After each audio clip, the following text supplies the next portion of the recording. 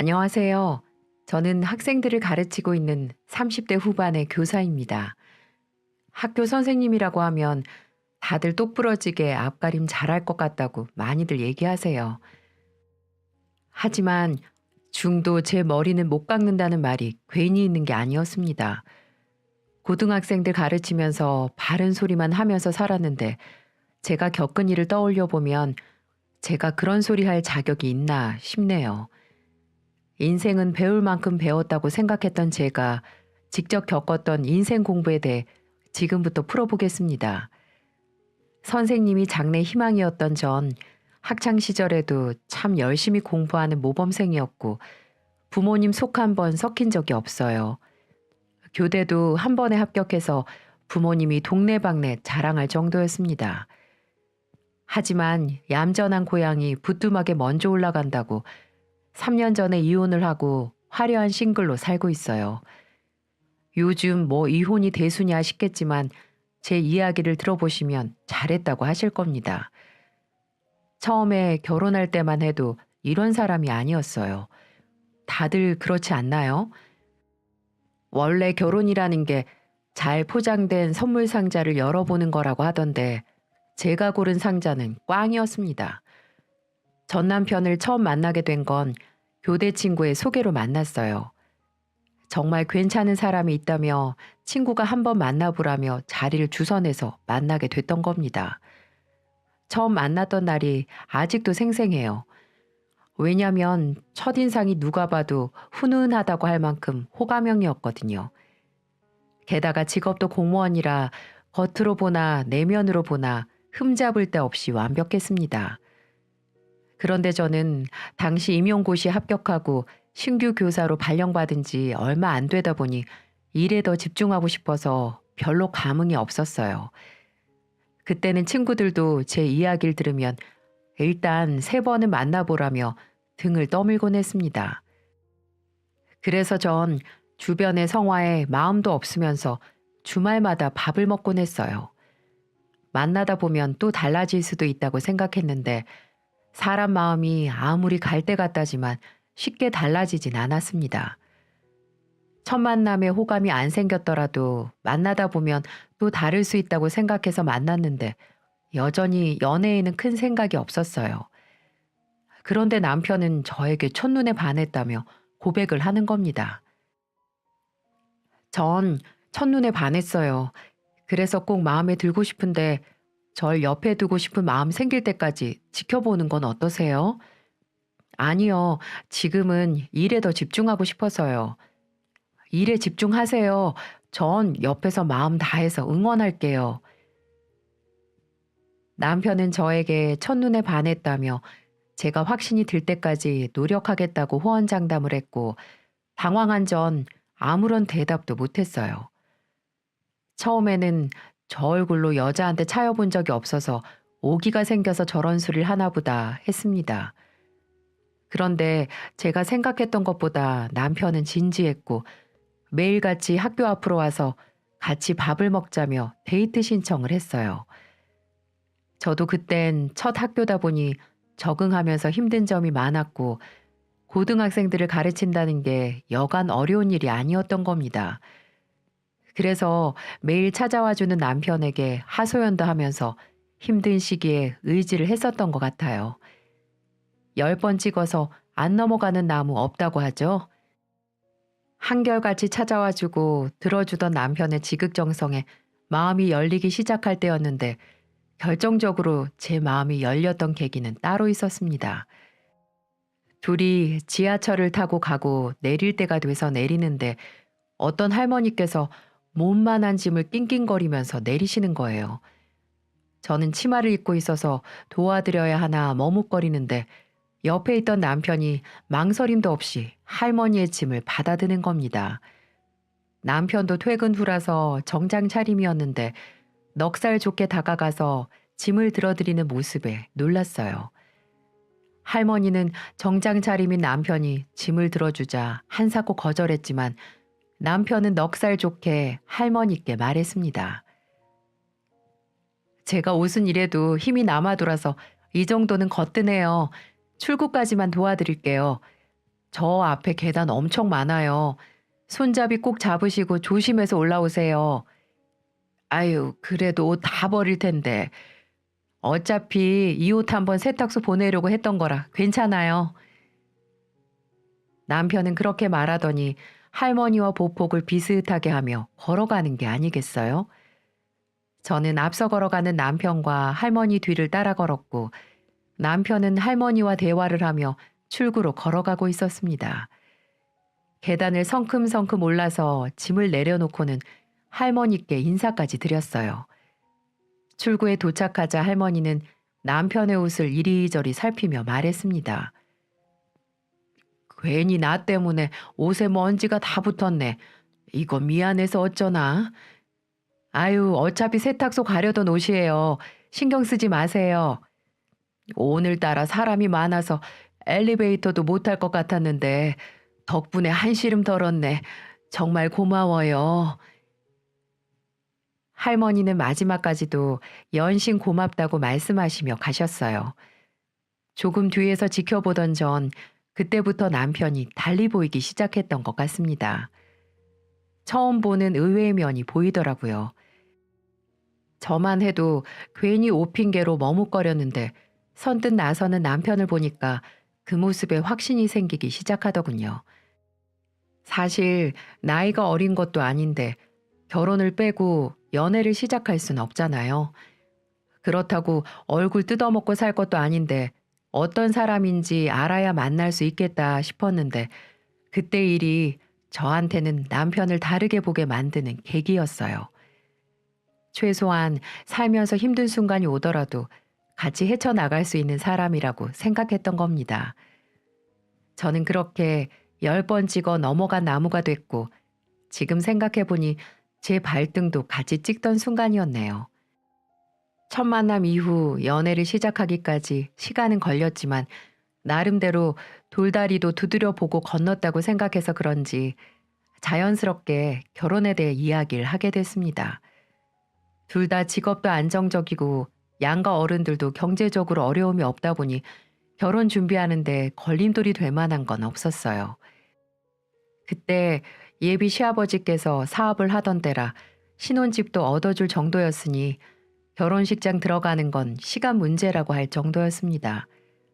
아무래도 제 직업이 선생님이다 보니 예비 시댁에서 너무 좋아하셨어요. 상견례 때도 칭찬을 아끼지 않았고 이후에도 따로 집에 초대해 준 적도 있을 정도였습니다. 우리 큰아들이 이렇게 멋진 며느리를 데려왔는데 내가 하늘의 별도 따다 줘야지. 아빠, 좀 서운하다. 큰아들 생각도 좀 해주시지.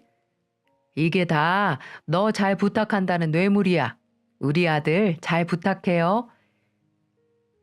아버님은 호탕한 웃음을 치시며 말씀하셨어요. 종종 시댁 식구들과 같이 시간을 보내다 보니 집안 분위기가 참 화목했고 시댁인데도 어려움 없이 금세 같이 잘 지낼 수 있었습니다. 두 분도 금술이 어찌나 좋은지 며느리가 봐도 부러울 정도였어요. 어머님도 참 애교가 많은 분이었는데 아버님이 며느리 이야기만 한다 싶으면 옆에서 귀여운 투정을 하곤 했습니다. 당신 큰 며느리 생겼다고 너무 며느리만 생각하는 거 아니에요? 나 좀 서운하려고 하네. 내가 당신을 얼마나 생각하는데 두말하면 입 아프니까 안 하는 거지. 하루 종일 생각하다 겨우 짬내서 며느리 위해서 뭐 해줘야 되나 생각한 거야. 어머님은 가끔 저런 장난을 하다가도 저에게도 남자들만 있는 집에 큰 며느리가 생겨서 좋다며 잘 지내자고 말씀해 주셨어요.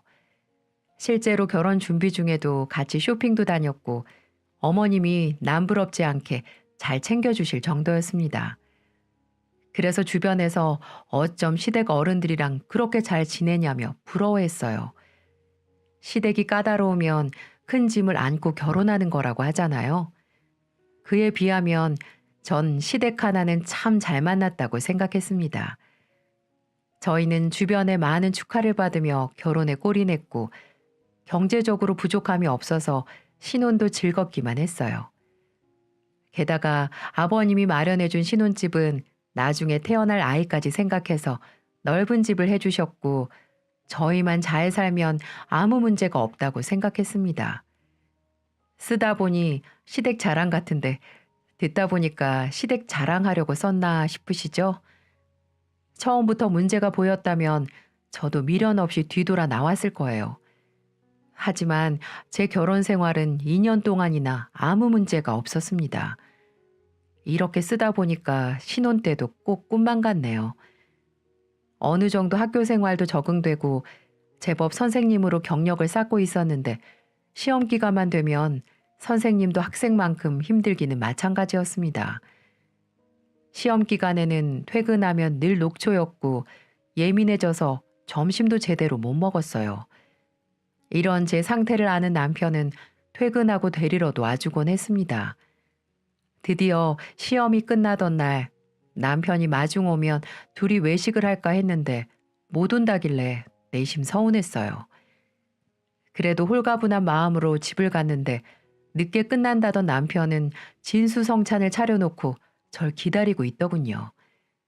바쁘다더니 언제 이런 걸 다 준비했냐고 물었더니 남편은 나 진짜로 바빴어. 이거 다 차리느라고 얼마나 바빴는데.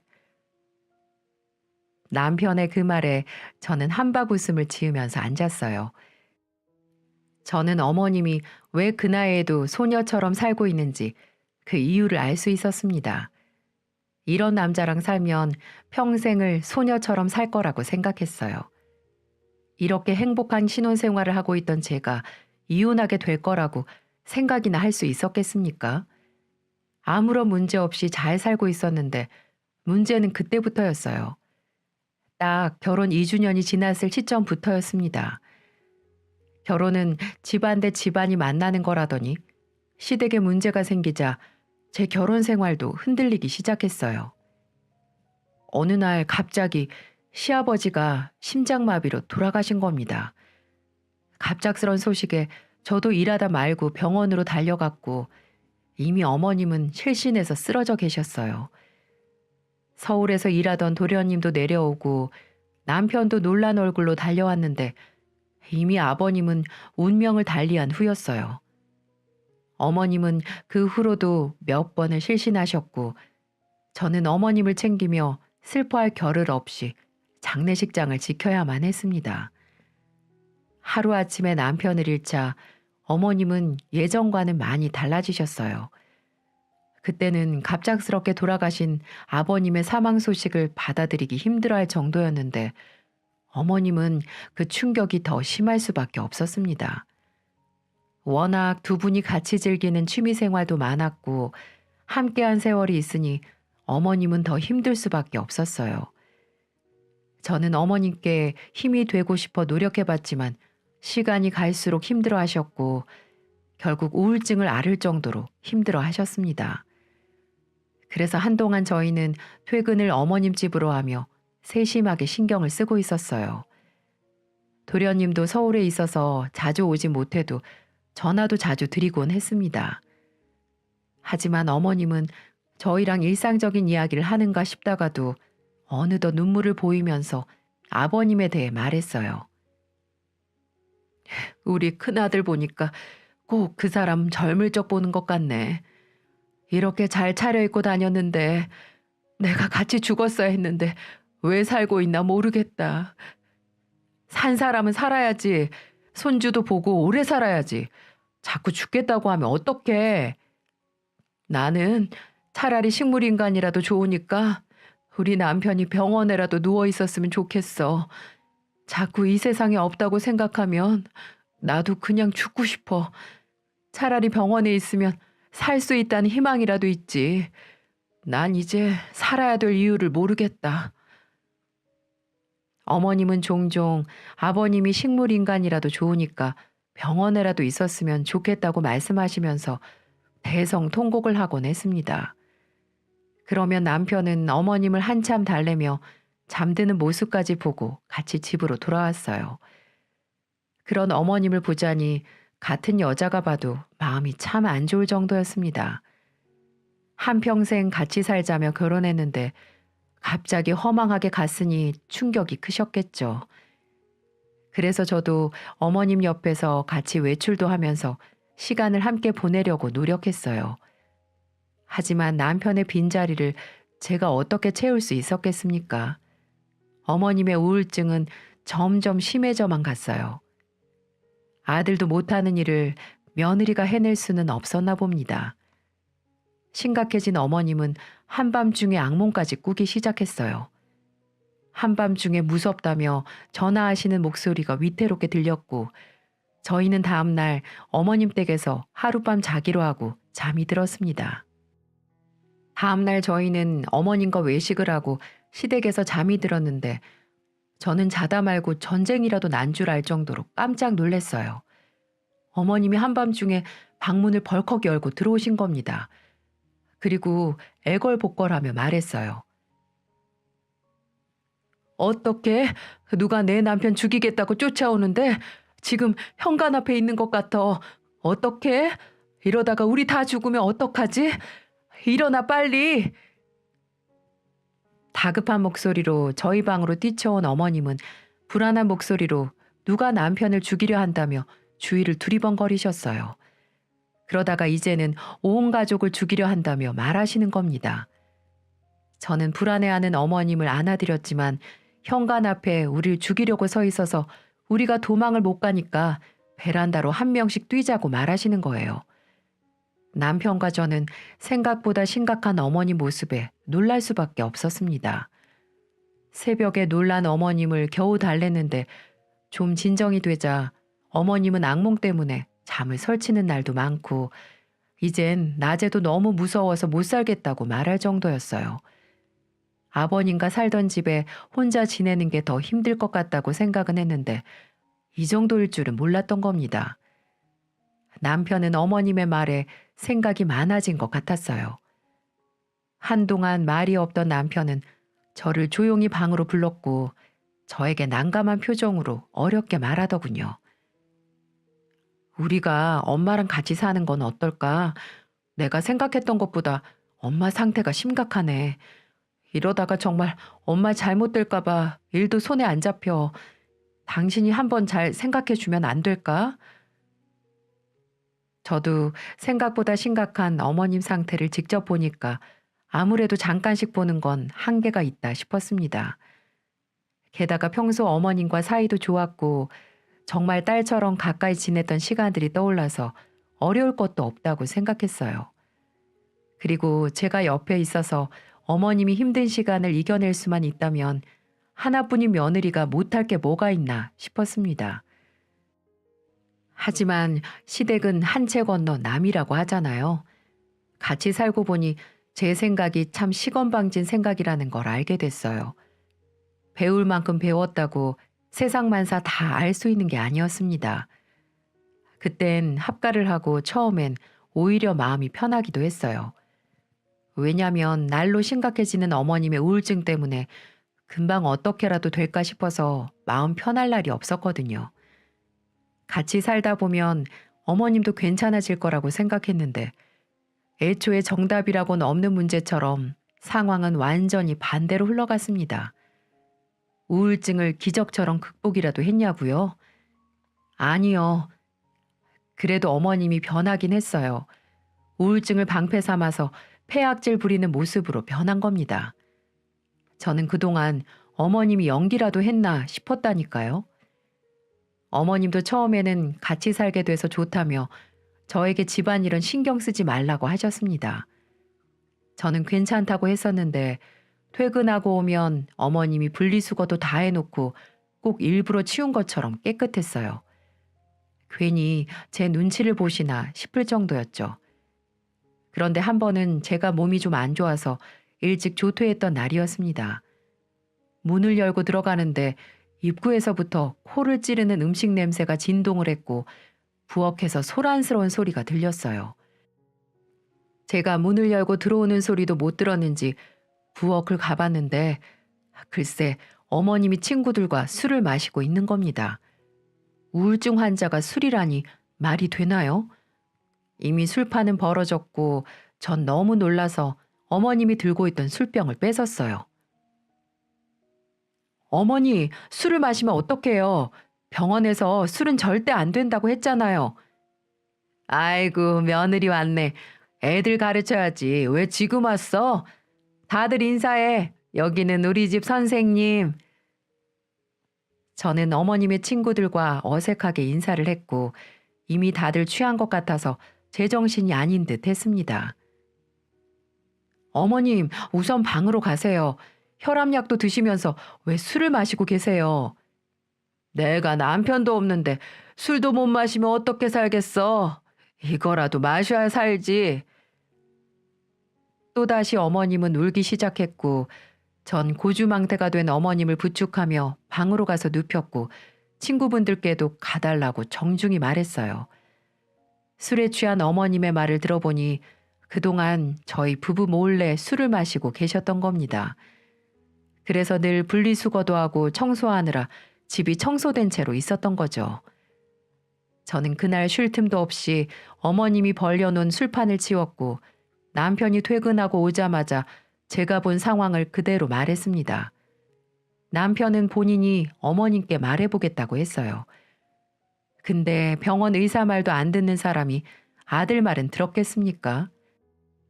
술을 못 마시게 하니까 이제는 대놓고 고스톱판을 버리셨어요. 오히려 너네도 다 알았으니 이판사판이라는 듯 집안을 엉망으로 만들기 일쑤였습니다. 근데 집은 엉망으로 만들면 되지만 도대체 그놈의 술은 끊을 생각이 없으신 건지 술도 대놓고 드셨어요. 그날은 아랫집에서 시끄럽다며 민원도 들어와서 저도 어머님께 한 소리를 했습니다. 여기가 술집도 아니고 가정집에서 이렇게 시끄럽게 하시면 어떡해요. 제발 그만 좀 하세요.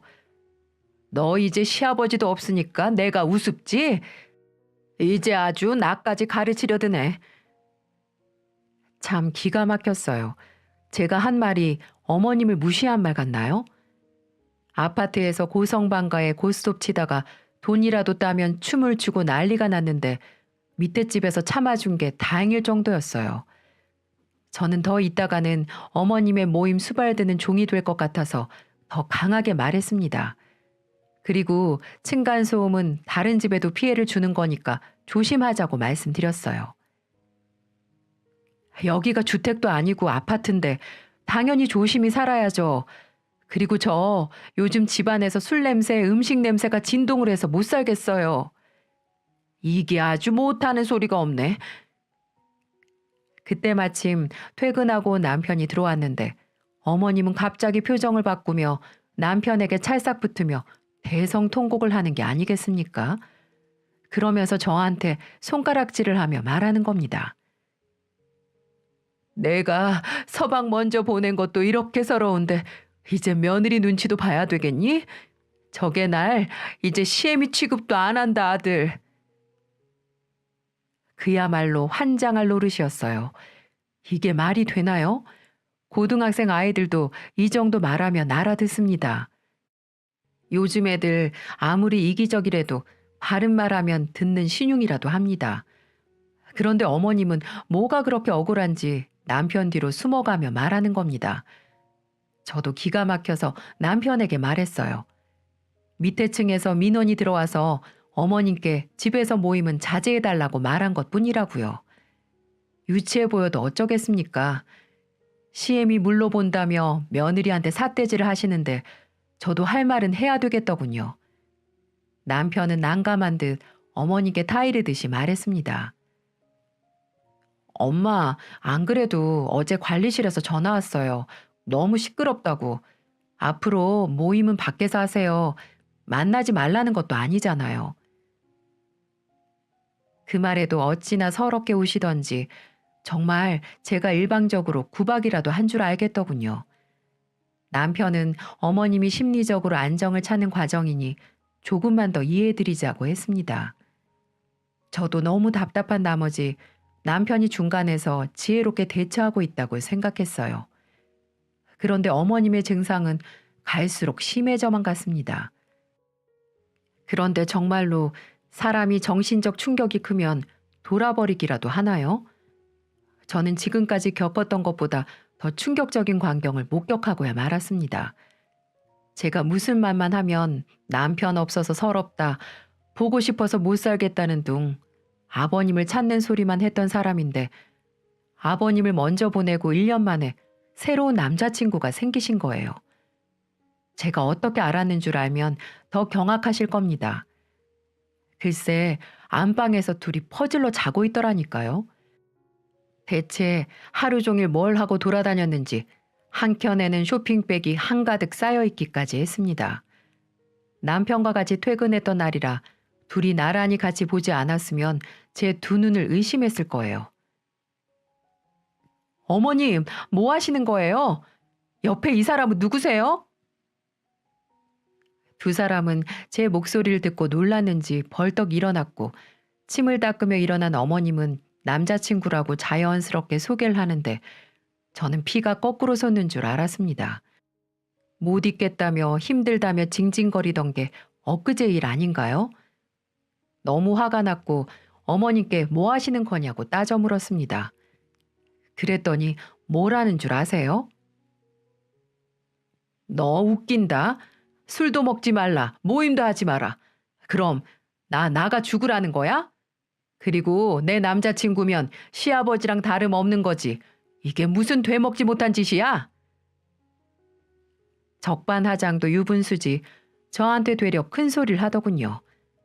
아니 누가 연애 가지고 뭐라고 하겠습니까? 그동안 아버님 찾으며 힘들어했으면서 하루아침에 남자친구라고 데려온다는 게 정상인가 싶었거든요. 그리고 쇼핑은 어떻게 했냐니까 남편이 모임 밖에서 하라고 준 카드로 긁고 다녔던 겁니다. 저 어머님이랑 합가하고 생활비를 요구한 적도 없어요. 오히려 어머님께 용돈까지 몰래 챙겨드리면서 낮에 외출도 하시라고 말할 정도였습니다. 여기까지 제가 며느리로서 못한 게 있나요? 전 정말 할 만큼 했다고 생각해요. 그래서 저도 참다 못해 말했죠. 어머님, 저 어머님만 다시 예전처럼 건강해질 수 있다면 다 할 수 있었는데 이건 아닌 것 같아요. 솔직히 이제는 제가 어머님 때문에 미칠 것 같아요. 뭐야? 네가 날 위해서 해준 게 뭐가 있는데 미치겠다는 거야? 나야말로 네 등살에 못 살겠는데. 그래, 서방 끼고 사는 년이 뭘 알겠어? 제발 그놈의 서방 타령 좀 그만하세요. 어머님 아들이잖아요. 아들이랑 살면서도 이렇게밖에 못 살면 어떻게 사시려고 그러세요, 정말. 저는 어머님의 서방 타령에 미칠 지경이었고 그런 저를 남편이 말렸습니다. 저를 데리고 방으로 가더니 뭐라는 줄 아세요? 글쎄 한다는 소리가 우리가 엄마 연애를 말리는 건 아니지. 그냥 이해 좀 해드리자. 그리고 이렇게 말리기만 하는 것도 방법은 아니잖아. 내가 집에는 데리고 오지 말라고 할게. 어머님은 서방 타령, 남편은 이해 타령만 하는데 제 속이 정말 터질 지경이었어요. 이제는 더 말해서 뭐하나 싶어서 남편에게 절대 집안으로는 못 데려오게 하라고 신신당부를 했습니다. 차라리 눈에라도 안 보이면 다행일 거라고 생각했어요. 하지만 눈에만 안 보였지 밖에서 뭘 하고 다니는지 한눈에 알 수가 있었습니다. 저도 정말 알고 싶지 않았는데 글쎄 남편 카드를 쓰고 다녀서 알기 싫어도 알 수밖에 없었어요. 어디서 돈 한 푼 없는 남자를 만나게 된 건가 싶게 어머님의 데이트 비용은 상상 초월이었습니다. 게다가요, 어머님이 정기적으로 먹는 혈압약까지도 남편 카드만 썼어요. 정 결국 고지서를 들고 어머님께 갔는데 어머님은 정말 눈 하나 깜짝 안 하며 말하셨습니다. 내가 내 아들이 준 카드 쓰는데 왜 신경 써? 내 아들도 가만히 있는데 네가 왜 그러냐고. 어머님, 저희 부부예요. 생활비를 매달 이렇게 쓰면 저희 길거리에 나앉는 거 시간 문제예요. 카드 이리 주세요. 제가 체크카드로 드릴게요. 얘 말하는 것 좀 봐. 너네 공무원이잖아. 철밥통 끼고 살면서 뭘 그러니? 너네도 쓸 수 있을 때 돈 쓰고 살아. 그리고 내 아들 카드를 왜 널 줘? 시한부를 선고받고도 이렇게는 못 살 겁니다. 저 몰래 죽을 병이라도 걸렸나 싶었습니다. 그런데요, 어머님이 왜 저렇게 당당한가 했더니 남편이 오히려 엄마가 밝아진 것 같다고 좋아하는 겁니다. 누가 봐도 소비 패턴이 비정상적이고 남자친구라는 사람한테 돈을 쏟아붓고 있는데 어디서 제비한테 당하고 있는 건 아닌가 의심을 해야 맞지 않나요? 제가 괜한 의심을 하는 것도 아닙니다. 어느 날은 차가 나왔다고 어머님이 기뻐하며 전화를 하는 거예요. 그래서 물어보니 기가 막혀서 말도 안 나와요. 만난 지 3개월도 안 된 남자한테 3,700만 원짜리 차를 뽑아준 거 있죠? 어디서 돈이 났는지 어머님은 쌈짓돈 털어서 뽑아준 것 같더라고요. 저도 모르게 어머님께 어머님 정말 미치셨어요? 만난 지 3년 됐다고 해도 이해가 안 될 판에 누가 3개월도 안 된 사람한테 차를 뽑아줘요? 이젠 내가 내 돈 쓰는 것도 너 아니 꼽냐? 어디 며느리 무서워서 살겠나? 아휴, 차라리 어머님이 운전을 배워서 직접 타세요. 그게 낫죠. 너 실없는 소리 할 거면 말도 하지 마. 이 사실은 저만 아는 것도 아니고 남편도 다 알고 있답니다. 다 알면서도 어머님이 활발해져서 좋대요. 어쩌다 이 바보 같은 모자 사이에서 이렇게 살고 있나 제 속만 답답했습니다. 제가 정말 매몰차고 정없는 며느리였으면 어머님이 술을 마시거나 말거나 누굴 만나거나 말거나 신경도 안 썼겠죠. 진짜로 저희 친정엄마였어도 저는 똑같이 했을 거예요. 아니, 오히려 저렇게 만난 지 3개월도 안 된 남자한테 돈을 쓴다고 하면 전 쫓아가서 차 키도 뺏어왔을 겁니다.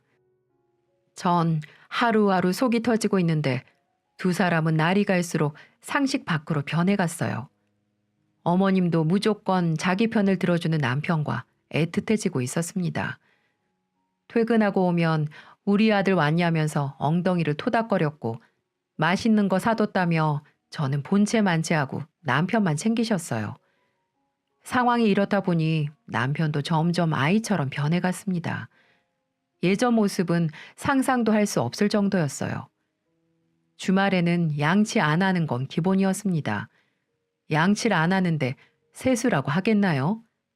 입에 고춧가루도 덕지덕지 묻히고 다녀서 꼴배기 싫어서 한마디 했더니 글쎄 어머님이 한다는 소리가 너는 제발 그놈의 훈계질 학교에서만 하면 안 되겠니? 주말인데 네 눈치 보면 어떻게 애가 쉬겠어? 어머님, 주말이라고 안 씻는 게 쉬는 거예요? 저건 그냥 더러운 거예요. 내 기가 막혀서 이젠 서방도 벌레 취급을 하고 사네. 전 어머님이랑 더 얘기해봐야 뭐하나 싶어서 씻지도 않고 침대에 들어누운 남편의 등을 쳤고 화장실 가서 씻고 자라고 한 소리를 했습니다.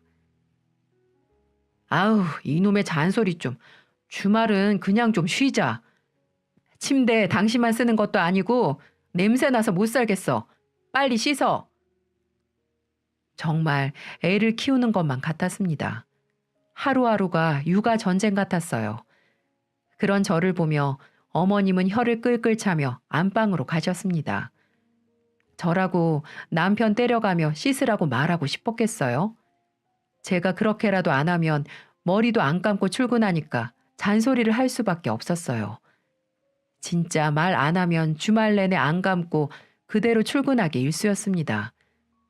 머리가 가려우면 감아야 되는데 비듬이 자글자글한 머리에 손이라도 대면 눈이라도 온 것처럼 어깨가 새하얗게 되는데 토하는 줄 알았네요.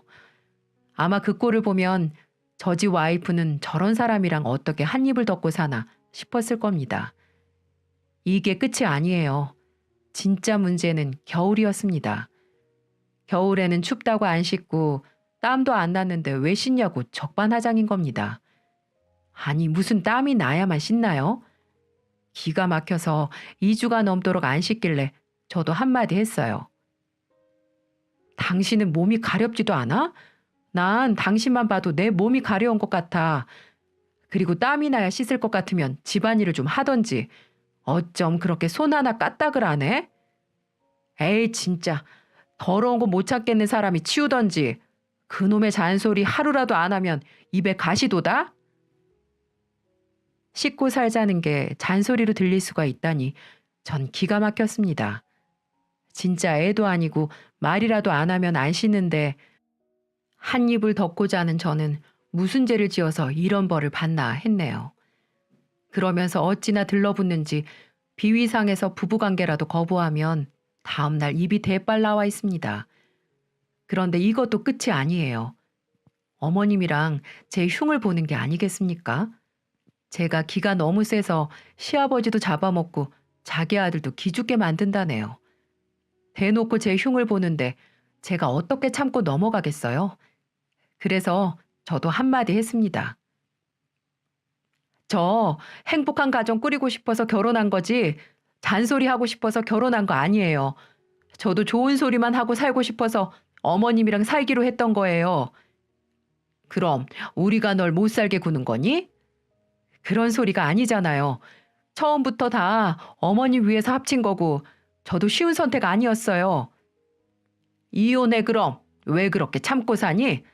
그렇게 잘났으면 이혼 도장 찍고 나가. 제가 왜 나가요? 어머님 방식대로 살고 싶으면 어머님이 나가셔야죠. 내가 너 이렇게 따박따박 대드는 애인 줄 알았으면 너네 결혼 안 시켰어. 성격이 이 모양이니까 애도 안 생기는 거지.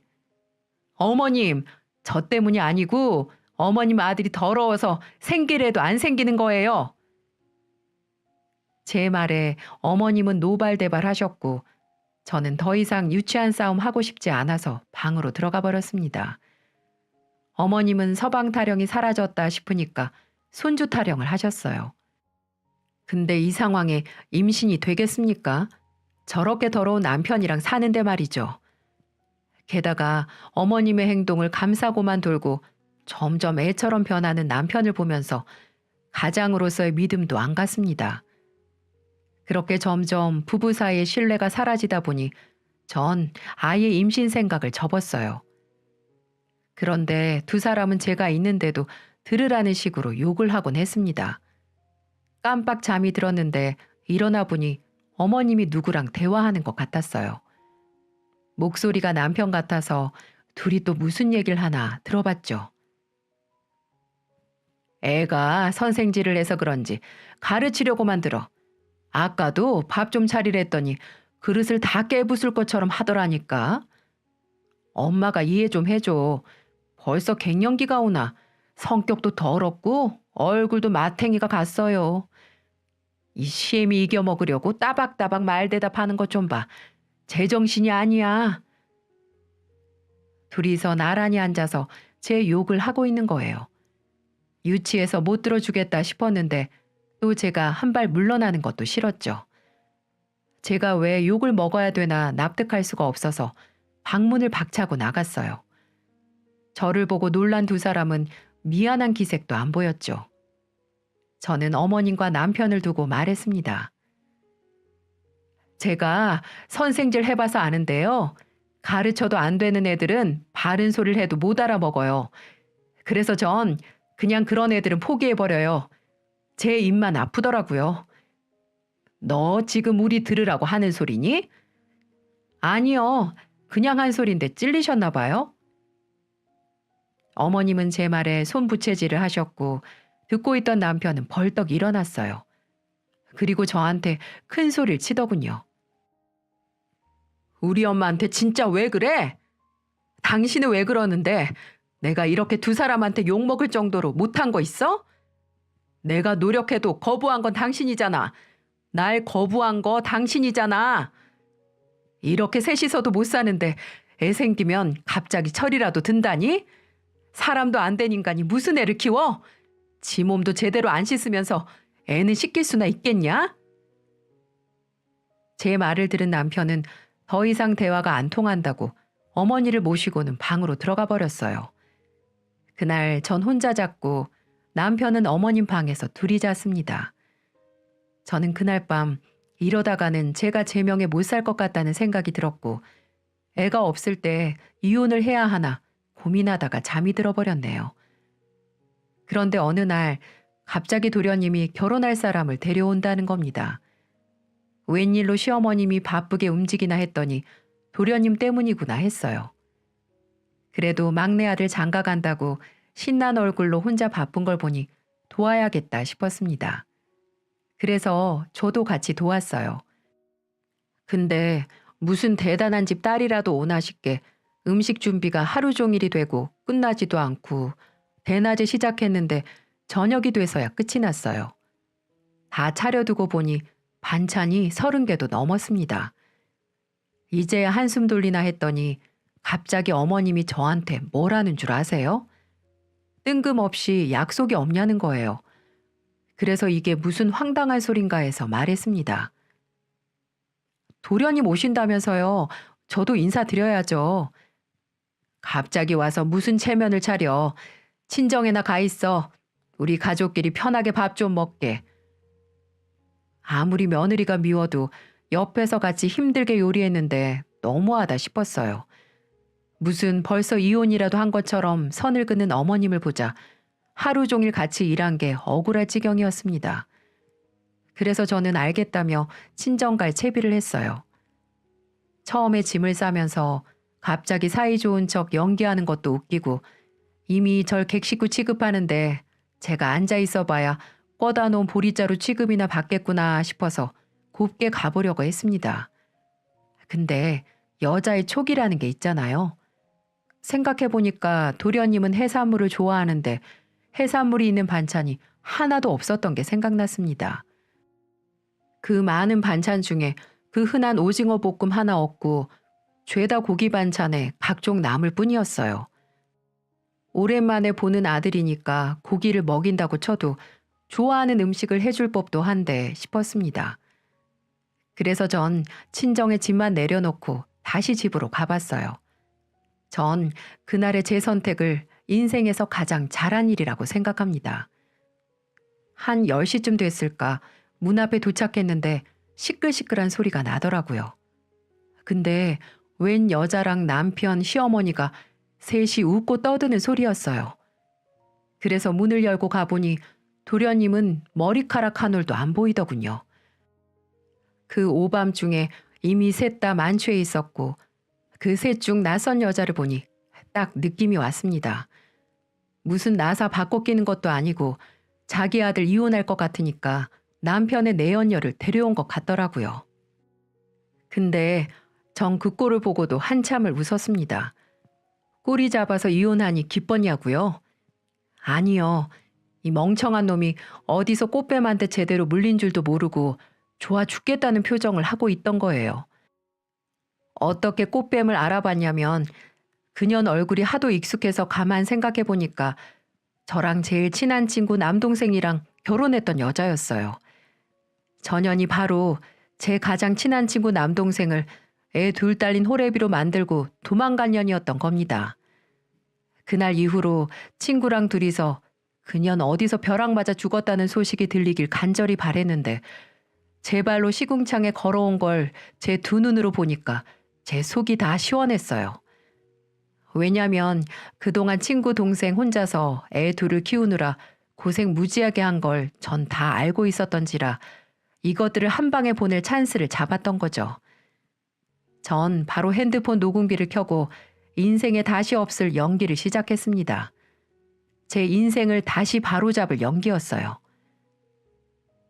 어머님, 지금 이게 무슨 상황이에요? 도련님은요? 도련님 온다고 해서 제가 어머님 도와서 30첩 반상 차린 거 아니에요.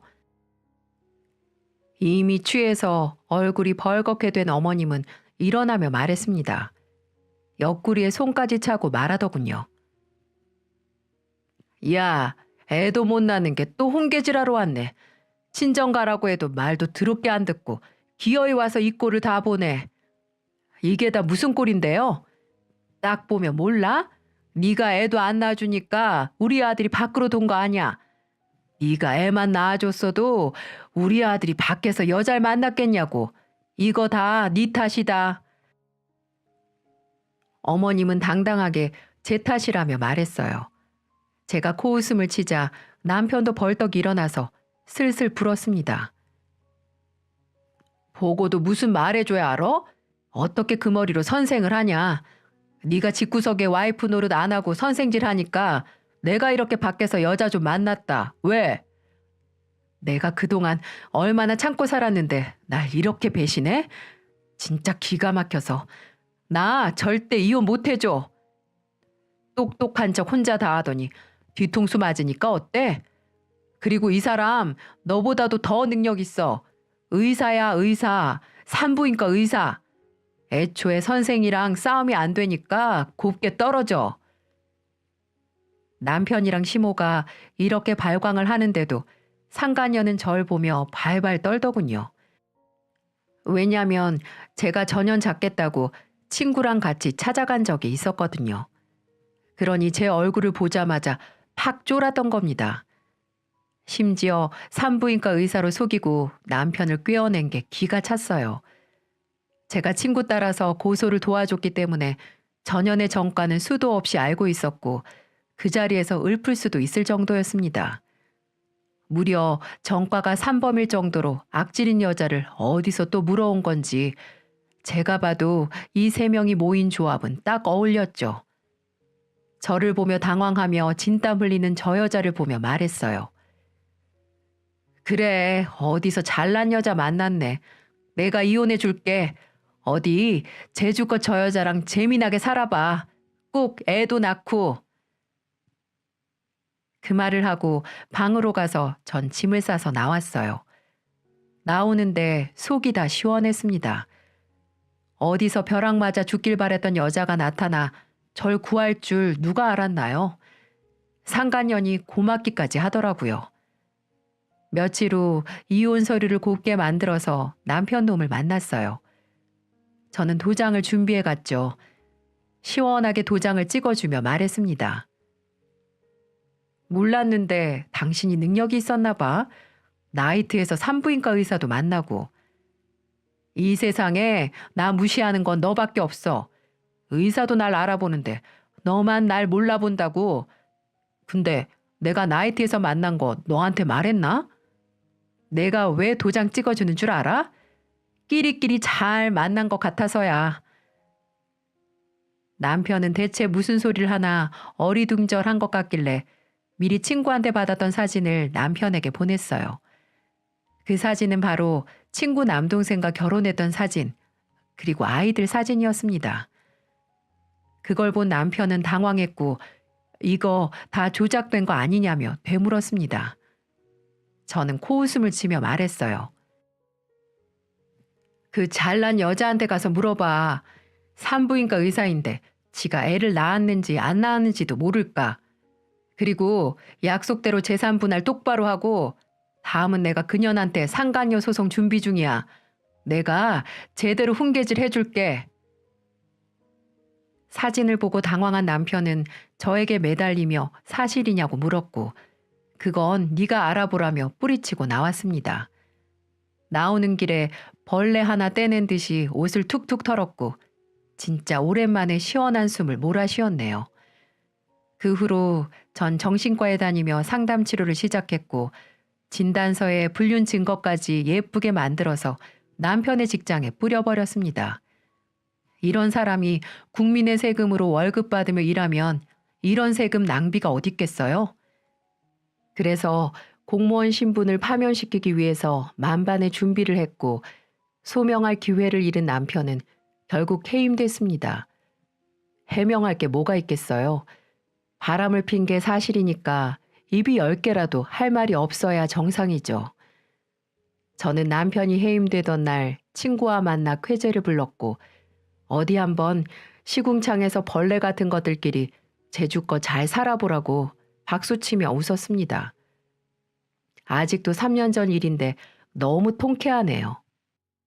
그 후로 전 남편 놈은 어떻게 됐는 줄 아세요? 그새 3천만 원이나 뜯겼는지 살려달라며 전화가 온 거예요. 그 목소리가 아직도 생생합니다. 여보, 그 여자 상또라이야. 벌써 3천만 원이나 뜯어가 놓고 또 돈 뜯으려고 머리 굴려. 나 이제 회사에서도 잘렸고 벌 수 있는 돈도 없는데 나 정말 어떡해? 나보다 더 능력 있는 여자가 맞았네. 난 그 집구석에서 받아낸 거라고는 재산 분할밖에 없는데 나도 삥 좀 뜯고 나올 걸. 내가 잘못했어. 나 앞으로는 잘 씻고 당신 말도 잘 들을게. 우리 엄마도 반성한다고 했어. 웃겨. 내가 말했지? 멍청하면 아무리 말해도 답이 없다고. 내가 너랑 살붙이고 산 세월이 아깝다 아까워. 끊어, 이 버러지 같은 놈아. 그렇게 전화를 끊고 번호를 아예 차단해버렸어요. 옛날 노래 중에 나를 버리고 가시는 님은 심리도 못 가서 발병 난다. 이런 노래 생각나지 않나요? 사람 귀한 줄 모르는 사람은 알아서 하늘에서 꼭 벌을 내리시는 것 같다고 생각했습니다. 저는 오히려 지금이 훨씬 더 살맛이 나네요. 부모님도 3년 전 일에 대해서는 액땜이다 생각하고 앞날만 보자고 말해주십니다. 전 이제 남의 집 엄마가 아닌 친엄마와 데이트도 다니며 행복하게 살고 있어요. 안 될 인연은 놓아줘야 그 자리에 또 새로운 인연이 찾아올 거라고 믿습니다. 혹시나 나쁜 인연으로 고생하고 있는 분들이 있다면 제 사연이 조금이나마 힘이 되셨으면 좋겠습니다. 저도 종종 여기서 사연 들으며 힘을 얻곤 하네요. 다들 안 좋은 상황에 너무 오래 머무르지 마시고 벗어날 수 있는 용기 얻어가셨으면 좋겠어요. 제 긴 이야기 들어주셔서 정말 감사합니다. 이제 꽃들이 활짝 만개하는 봄인데 우리 모두 꽃길만 걸어봐요.